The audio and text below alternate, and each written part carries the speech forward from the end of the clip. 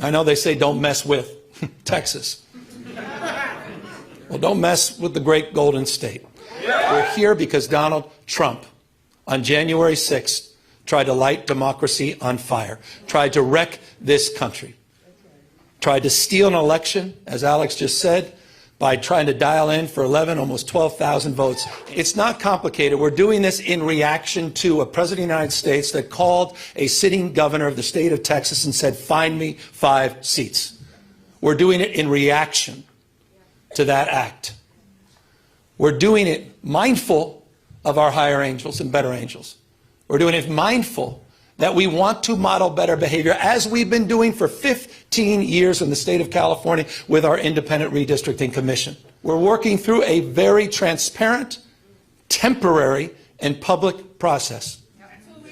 We're putting the maps on the ballot, and we're giving the power to the people. This will be the first redistricting that's ever done that. That's the difference, and we'll be asking for the people on November 4th, a special election, coinciding with a lot of local municipal elections, to provide a temporary pathway for congressional maps. We will affirm our commitment to the state independent redistricting after the 2030 census, but we're asking the voters for their consent to do midterm redistricting in 2026, 2028, and 2030 for the congressional maps, to respond to what's happening in Texas, to respond what Trump is trying to excite. And we'll do so in a way that also affirms our desire as a state to level the playing field all across the United States. We believe in a national independent redistricting framework. And we believe that's the right goal and the right thing to pursue. They want to rig these elections, and they want the power that gerrymandering provides, because they know what Donald Trump knows. He's going to lose the midterms. He knows de facto his presidency ends in 17 months, when Speaker Jeffries is back in office. He knows it. Why else would you try to rig the system? Why else would you make the phone call? He's a failed president. Who else sends ICE same time having a conversation like this? Someone who's weak.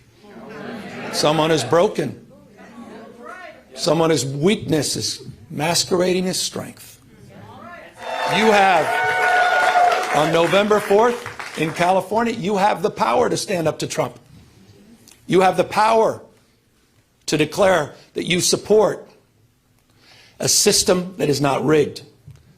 You have the power on November 4th to stand up for people that are being bullied. You have the power to stand up for people that are being intimidated. You have the power to stand up to the rule of law. We're giving the people of this state the power to save democracy, not just in California, but all across the United States of America.